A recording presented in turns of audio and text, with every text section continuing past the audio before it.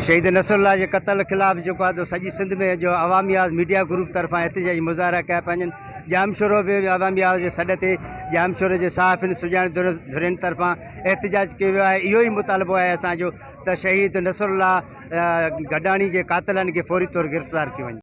साईं शहीद नसरुल्लाह गडाणी गरीब पोरियत मज़दूरनि जो आवाज़ हुयो। सरदारी भोतारकी ऐं ब्यूरोक्रेट निज़ाम ख़िलाफ़ हुन जी जंग हुई, जंहिंजे करे नसरुल्लाह गडाणी खे शहीद कयो वियो आहे। तंहिंजे करे असीं सम्झूं था त जेको शहीद नसरुल्लाह गडाणी जो क़त्लु आहे उन जे लाइ जुडिशल इंक्वायरी जोड़ी वञे।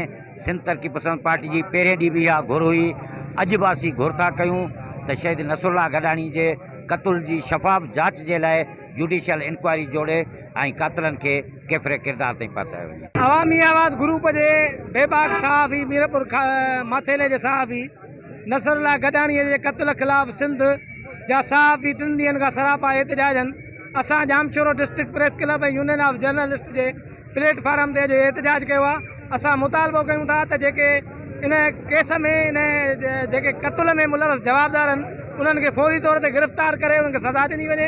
शहीद सहाफ़ी नसरुल्लाह गडाणी जे खून जी असां सख़्त में सख़्त लफ़्ज़नि में मज़म्मत कयूं था ऐं असां पुरज़ोर अपील कयूं था वज़ीर आला सिंध खां त इन बेबाक सहाफ़ी जा कातिल जेके आज़ाद आहिनि उनखे फिलफोर गिरफ़्तार कयो वञे ऐं कलमधरनि खे तहफ़ुज़ ॾिनो वञे ऐं काफ़ी असांजा सहाफ़ी जेके आहिनि शहीद थी चुका आहिनि ऐं जेतिरो थी सघे थी इन लफ़्ज़नि में असां मज़म्मत कयूं था। मोहतरम नसरुल्लाह गडाणी जेके सिंध जा बहितरीन सहाफ़ी हुया, उत्तर सिंध जा ऐं सोशल वर्कर हुया, जेको ग़रीबनि माण्हुनि जो आवाज़ हुयो, जेको अवामी आवाज़ जे प्लेटफॉर्म तां सिंध जे इशूज़ खे, सिंध जे मसइलनि खे ऐं भोतारनि सरदारनि खे जेका ललकार हुई शेर वारी नसरुल्लाह गडाणी जी, उनखे अॼु उन आवाज़ खे ख़ामोश कयो वियो आहे। उन जे लाइ असां परज़ोर मुज़म्मत कयूं था ऐं नसरुल्लाह गडाणी साहिब सां जेका नाइंसाफ़ी थी आहे, उन बचनि सां नाइंसाफ़ी थी आहे, फिलफोर उन जा कातिल गिरफ़्तार करे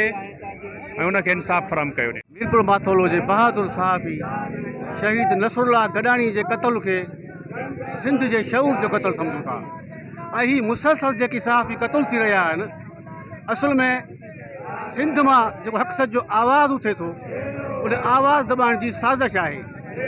ऐं ॾिसो अॼु चोथों 5 ॾींहुं आहे, कातिल कोन था पकड़ में अचनि। आख़िर छो?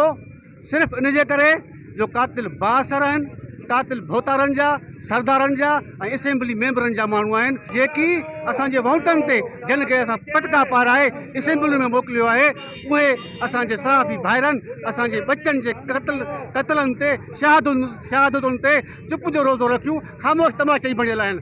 तंहिंजे करे असां अहिड़े निज़ाम खां सख़्तु बेज़ारी जो इख़्तियार था कयूं त ख़ुदा तव्हां सिंधी माण्हुनि खे लावारा सिंध कोन सम्झो। हीअ अॼु जामशोरो में जेको ही सहाफ़ी, सिविल सोसाइटी, समाजी माण्हू जेको रोडनि ते आया आहिनि, हीउ जेको शऊर रोडनि ते आयो आहे, इहो तव्हांखे सुख जो साह कॾहिं बि खणणु कोन ॾींदो जेसीं ताईं तव्हां कातिलनि खे नथा पकड़ियो। असांजो मुतालबो आहे त हीउ जेको भोतारनि सरदारनि पारां जेको हीउ सहाफ़त ते क़त्लेआम शुरू कयो वियो आहे, जेको न सोशल वर्कर महफ़ूज़ आहे, न जेको आहे सहाफ़ी महफ़ूज़ आहे, इन्हनि जे इन सरदारनि भोतारनि खे ॿुधायूं था त हाणे सिंध जो शौर जागी चुको आहे ऐं हे निधन करना आहिनि ऐं हिननि जो जेको बि तव्हां हिननि खे तव्हां क़त्लेआम कंदो इहो तव्हांजे ॻिची में पवंदो ऐं इंशाअल्लाह तव्हां ते जेकी सॼी सिंध जेको आहे मलामत करे थी, तव्हांखे शर्मसार हुजणु खपे ऐं सिंध हुकूमत खां असांजो मुतालबो आहे त हिन जा कातिल गिरफ़्तार करे ऐं फांसी ते चढ़ायो। गडाणी जो क़त्ल सिंध जे शऊर ऐं कलमधरनि जो क़त्ल आहे। माए फुट सिर्फ़ु शहीद नसरुल्लाह जो न बल्कि असां सभिनी जो नारो बणिजी चुको आहे, छो त भोतार वॾेरा हिन रियासत में हिकिड़ो वासींग नांग जीअं बणिजी चुका आहिनि, जेके हक़ सच जा आवाज़ दॿाइणु चाहिनि था। पर असां चऊं था त हीउ हिकिड़ो नसरुल्लाह न आहे, पर हाणे तव्हां हज़ारे नसरुल्लाह पैदा कया आहिनि ऐं इनशाअल्लाह नसरुल्लाह शहीद या कातिल पंहिंजे अंजाम ताईं पहुचंदा। साईं असां पहिरियों त हिन जेके शहीद या कातिल आहिनि उन्हनि जी असां हुकूमत खां घुर था कयूं त शहीद जे कातिलनि खे ऐं उनजे सपोर्टरनि खे फिलफोर गिरफ़्तार करे शहीद जे ख़ानदान सां ऐं सहाफ़िन सां इंसाफ़ कयो वञे ऐं हिननि खे केतिरे किरदार ताईं पहुचायो वञे, हिननि खे चौकनि ते सरेआम फांसी ॾिनी वञे। असां इहो मुतालबो था कयूं।